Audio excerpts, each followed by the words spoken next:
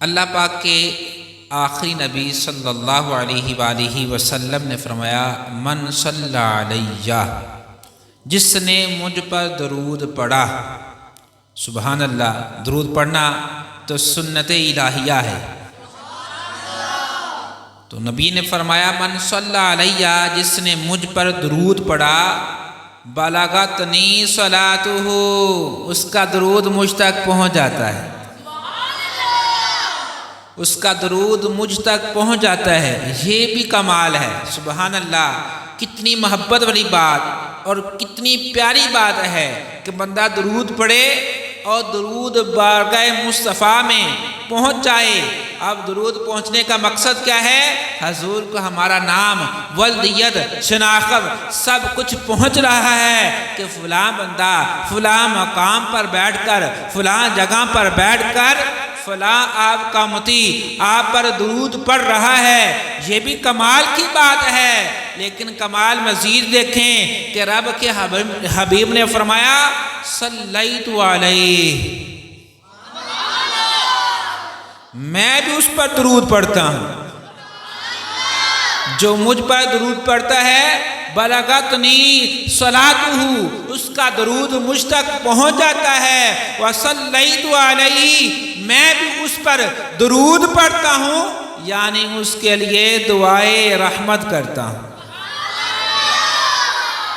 کیا بات ہے، کیا شان ہے آپ کی، کیا شان ہے آپ کی، امتیوں کی کیا شان ہے کہ نبی پاک صلی اللہ علیہ وسلم اس کے لیے دعائے رحمت فرما رہے ہیں، اور جس کے لیے نبی پاک صلی اللہ علیہ وسلم دعائے رحمت فرمائیں، اس کو عذاب قبر ہو سکتا ہے؟ اس کو جہنم کی آگ چھو سکتی ہے؟ نہیں نہیں، اسے کوئی عذاب نہیں چھو سکتا۔ تو پتہ چلا ہم نے جو سب سے اہم وظیفہ کرنا ہے وہ درود پاک کا کرنا ہے۔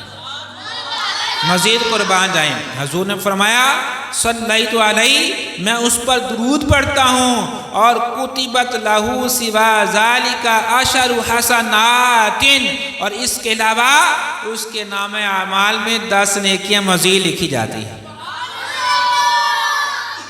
سبحان اللہ، کیسے وارے نیارے ہیں امتیوں کے جو درود پڑھتے ہیں، کتنی برکتیں، کتنے فضائل ان کو ملتے ہیں۔ اللہ پاک ہمیں بھی نبی پاک صلی اللہ علیہ وآلہ وسلم پر کثرت سے درود پاک پڑھنے کی توفیق عطا فرمائے۔ محبت سے ایک بار آپ بھی درود پاک پڑھ لیجیے۔ الصلاۃ والسلام علیک یا رسول اللہ وعلی آلک واصحابک یا حبیب اللہ۔ ایک بندہ 1000 سال تک عمر پائے اور 1000 سال تک نیکیاں کرتا رہے، لیکن اللہ پاک اس کی نیکیوں کو قبول نہ فرمائے۔ دوسرا بندہ وہ ہے جو 1000 سال عمر بھی نہ پائے اور 1000 سال نیکیاں بھی نہ کر پائے، لیکن اس نے جو نیک اعمال کیے ہیں اللہ پاک اس کو قبول فرما لے۔ تو اب آپ کے نزدیک ان میں سے زیادہ کون اللہ پاک کا مقرب ہوگا؟ یقیناً وہ بندہ جس کی نیکیاں اللہ پاک نے قبول فرمائی ہیں، اور وہ اللہ پاک کا مقرب ہوگا۔ تو پتہ چلا جس کی نیکیاں اللہ پاک قبول فرمائے وہ اللہ کا مقرب بندہ ہوتا ہے۔ اور نیکیاں کس کی اللہ پاک نے قبول فرمائی ہیں؟ قرآن سے پوچھتے ہیں۔ قرآن کہتا ہے وَسَيُجَنَّبُهَا الْأَتْقَى الَّذِي يُؤْتِي مَالَهُ يَتَزَكَّى، ان قریب جو سب سے بڑا پرہیزگار ہے اسے اس آگ سے دور رکھا جائے گا جو اپنا مال دیتا ہے تاکہ اسے پاکیزگی ملے۔ اب اس کا مال دینا رب کی رضا کے لیے ہے۔ مفسرین کرام فرماتے ہیں پتہ چلا ابو بکر صدیق کی تمام نیکیاں قبول ہیں۔ اگر ان کی نیکیاں قبول ہیں تو مقرب بندے بھی وہی ہیں۔ اگر ان کی نیکیاں قبول ہیں تو مقرر بندے بھی وہی ہیں، افضل و اعلیٰ بھی وہی ہیں، کیونکہ قرآن کہہ رہا ہے ان اکرمکم عند اللہ اتقاکم، تم میں سے عزت والا رب کے ہاں وہ ہے جو تم سے زیادہ متقی پرہیزگار ہے۔ پتہ چلا جو متقی پرہیزگار ہوگا، جو اللہ کا مقرب بندہ ہوگا، وہ اللہ کے ہاں مقبول ہوگا، تقوی والا ہوگا۔ اب قرآن سے پوچھ لیتے ہیں، اے قرآن ہمیں بتا تمہارے نزدیک کون تقوی والا ہے، متقی کون ہے؟ تو قرآن کہتا ہے وَسَيُجَنَّبُهَا الْأَتْقَى۔ امام حسین بن مسعود امام بغوی رحمۃ اللہ تعالی علیہ آج سے 936 سال پہلے 5ویں صدی کے اندر فرماتے ہیں، اس آیت مبارکہ کے تحت تمام مفسرین کا اجماع ہے کہ یہ آیت مبارکہ سیدنا ابو بکر صدیق رضی اللہ تعالیٰ عنہ کے بارے میں نازل ہوئی ہے۔ پتہ چلا صدیق متقیوں کے سردار کو کہتے ہیں۔ تو اللہ کے ہاں مقرب کون ہے؟ صدیق ہے، کیونکہ اتقا صدیق ہے، عمر متقی ہے، عثمان متقی ہے، علی متقی ہے، تمام صحابہ متقی ہیں، لیکن قرآن جس کو اتقا کہتا ہے وہ صدیق کی ذات ہے۔ قرآن جس کو اتقا کہتا ہے وہ صدیق کی ذات ہے، کیونکہ اللہ پاک نے فرما دیا ہے وَسَيُجَنَّبُهَا الْأَتْقَى، ان قریب اسے اس آگ سے دور رکھا جائے گا جو سب سے بڑا پرہیزگار ہے۔ اور پرہیزگار کی نشانی کیا ہے؟ وہ نمازی ہوتا ہے، وہ رمضان کے روزے رکھنے والا ہوتا ہے، وہ قرآن کی تلاوت کرنے والا ہوتا ہے، وہ اللہ پاک سے ڈرنے والا ہوتا ہے۔ میں آپ کو خواب مصطفیٰ نہ سناؤں، آپ کا ایمان تازہ ہوگا۔ خواب مصطفیٰ نبی پاک صلی اللہ علیہ وسلم اپنے صحابہ کے درمیان بیٹھے تھے، صحابہ کرام کو بیان فرمایا آج رات میں نے خواب دیکھا۔ نبی کا خواب بھی وحی ہوتا ہے، نبی کا خواب بھی کیا ہوتا ہے؟ وحی الہی ہوتا ہے۔ اور فرمایا آج میں نے خواب دیکھا، کیا دیکھا؟ کہ تمام لوگوں کو تولا جا رہا ہے، تمام لوگوں کی اعمال کو تولا جا رہا ہے۔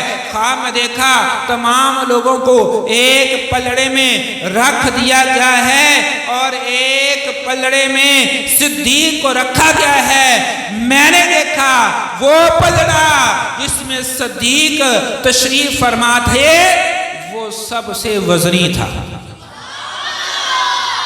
اور جو ساتھ والا پلڑا ہے اس میں کون سے ہوں گے؟ اس میں صحابہ بھی تھے، اس میں کون تھے؟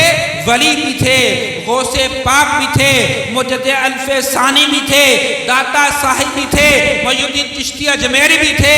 یعنی تمام اولیاء کی خیرات کا ثواب، تمام اولیاء کے صدقات کا ثواب، تمام صحابہ کرام کے جنگوں کا ثواب، ریاضت کا ثواب، روزوں کا ثواب ایک طرف ہے، لیکن صدیق کا جو اعمال ہیں وہ ایک طرف ہے۔ یہ نبی پاک صلی اللہ علیہ وسلم اپنا خواب اپنے پیارے صحابہ کو بیان فرما رہے ہیں۔ پتہ چلا صدیق کے اعمال تمام اعمال سے وزنی ہے، سبحان اللہ۔ پھر صدیق اکبر رضی اللہ تعالیٰ عنہ کی ذات وہ ذات ہے جنہوں نے سب سے پہلے اسلام کو قبول فرمایا ہے۔ حدیث مبارکہ ہے، نبی پاک صلی اللہ علیہ وآلہ وسلم نے ارشاد فرمایا کہ تمام لوگوں نے جب میں نے ان کو اسلام کی دعوت دی انہوں نے مجھ سے دلیل مانگی، لیکن صدیق وہ ہے جب میں نے ان کو ایمان پیش کیا بغیر دلیل کے سب سے پہلے انہوں نے اسلام قبول کیا ہے۔ یہ ہے ذات صدیق اکبر رضی اللہ تعالیٰ عنہ۔ اور ایک بڑا ہی پیارا واقعہ آپ کی ذات گرامی کے بارے میں ملتا ہے کہ آپ تاجر تھے، مکہ کے بہت بڑے تاجر تھے آپ، اور تجارت کے لیے آپ ملک یمن کی طرف آپ کا سفر تھا، اور آپ سفر کرتے کرتے ایک راہب کے پاس پہنچے۔ اس نے آپ کے چہرے کو دیکھا اور بڑی محبت کا اظہار کیا۔ محبت کا اظہار کرنے کے بعد آپ کو بڑے غور سے دیکھا، تمام نشانیاں دیکھی، اور تمام نشانیوں کو دیکھنے کے بعد اس نے پوچھا تم عربی ہو؟ آپ نے فرمایا ہاں میں عربی ہوں۔ اس نے پوچھا تم قریش سے تعلق رکھتے ہو؟ اس نے ابو بکر نے فرمایا ہاں میرا تعلق خاندان قریش سے ہے۔ اس طرح کے چند ایک اور سوال کیے۔ اب راہب نے کہا دامن تو اٹھاؤ، مجھے اپنا پیٹ دکھاؤ، میں تمہارا پیٹ دیکھنا چاہتا ہوں۔ صدیق نے فرمایا ٹھہر جاؤ، وجہ کیا ہے؟ بڑے سوالات کیے ہیں، تم نے پوچھا میں عربی ہوں، میں نے کہا ہاں میں عربی ہوں۔ تم نے پوچھا تم قریشی ہو، میں نے جواب دیا ہاں میں قریشی ہو۔ اب میرا دامن بھی اٹھانا چاہتے ہو، وجہ کیا ہے؟ اس نے عرض کیا حضور وہ تمام نشانیاں جو ہماری کتابوں کے اندر بتائی جاتی ہے کہ ایک آخر زمان نبی ہوگا اور اس کا جو سب سے پیارا دوست ہوگا، وہ نشانیاں جو ہماری کتابوں کے اندر بیان کی گئی ہیں وہ ساری کی ساری نشانیاں آپ کے اندر پائی جاتی ہیں۔ میں آپ کے دامن کو اٹھا کر دیکھنا چاہتا ہوں کہ ہماری کتاب کے اندر ایک نشانی بیان کی گئی ہے، اس کے ناک کے اوپر جناب نشان ہوگا اور ران کے اوپر بھی نشان ہوگا۔ میں ان نشانوں کو دیکھنا چاہتا ہوں، میں ان نشانوں کو دیکھنا چاہتا ہوں۔ آپ نے فرمایا وہ نشانات میں میرے پاس موجود ہیں۔ یوں آپ کا قافلہ ملک عرب کی طرف روانہ ہوا۔ جب آپ تمام معاملات تجارت کے معاملات آپ نے طے فرما لیے تو آپ کا قافلہ واپس روانہ ہوا۔ جیسے ہی جناب مکہ کی حدود میں داخل ہونے والا تھا تو ابو جہل اپنے ٹولے کے ساتھ سامنے کھڑا تھا، اور کھڑا ہونے کے بعد آپ نے ابو بکر سے فرمایا تم نے سنا ہے؟ ابو بکر نے فرمایا کیا؟ تمہیں پتا چلا ہے تمہارا جو دوست ہے، تمہارا جو یار ہے، اس نے نبوت کا دعویٰ کر دیا ہے اور بتاتا ہے میں اللہ کا نبی ہوں، اللہ ایک وحدہ لا شریک ہے، ہمارے معبودوں کو ہمارے بتوں کو وہ جھوٹا قرار دیتا ہے۔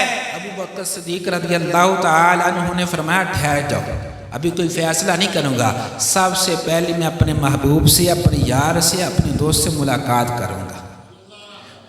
اب آپ گھر کی طرف روانہ نہیں ہوئے، پیچھے وہ ابو جہل کے جو گروہ تھا وہ بھی آپ کے پیچھے پیچھے، ابو بکر صدیق رضی اللہ تعالی عنہ آگے آگے سیدھا ہی بارگاہ مصطفیٰ میں حاضر ہو جاتے ہیں۔ بارگاہ مصطفیٰ میں حاضر ہوئے تو سیدنا صدیق اکبر رضی اللہ تعالی عنہ ملاقات ہوئی تو سیدنا صدیق اکبر رضی اللہ تعالی عنہ نے عرض کیا یا رسول اللہ صلی اللہ علیہ وآلہ وسلم آپ اللہ کے نبی ہیں، اس پر دلیل کیا ہے؟ تو اللہ پاک کے پیارے نبی، آخری نبی، غیب دان نبی صلی اللہ علیہ وآلہ وسلم نے شاہ فرمایا کہ صدیق وہ راہب کے سوالات تمہیں یاد نہیں؟ اس نے کیا کیا سوالات کیے ہیں اور اس نے کیا کیا نشانیاں تم میں دیکھی ہیں۔ ابو بکر صدیق رضی اللہ تعالی عنہ نے جب یہ سنا تو آپ کلمہ پڑھ کر مسلمان ہو گئے، آپ کلمہ پڑھ کر مسلمان ہو گئے۔ اب کلمہ پڑھ کر مسلمان ہو کر باہر تشریف لائے تو ابو جہل باہر ہی تھا، اس نے تو ابو بکر صدیق کا کلام سننا تھا کہ اب انکار کرتا ہے یا مان لیا ہے، کلمہ پڑھ لیا ہے۔ ابو جہل جیسے ہی باہر وہ صدیق اکبر رضی اللہ تعالی عنہ تشریف لائے تو سوال کیا کہ کیا بنا؟ سیدنا صدیق اکبر رضی اللہ تعالی عنہ نے شاہ فرمایا کہ مجھے پتا ہے محمد صلی اللہ علیہ وآلہ وسلم اللہ پاک کے آخری نبی ہیں۔ انہوں نے پوچھا دلیل کیا ہے؟ آپ نے فرمایا جو مکے کی سرزمین پر بیٹھ کر یمن کی خبریں دیتا ہے مجھے یقین ہے کہ وہ مکے کی سرزمین پر بیٹھ کر آسمانوں کے اوپر کی بھی خبریں سچی دیتا ہے، لہذا اس لیے میں نے اسلام قبول کر لیا ہے۔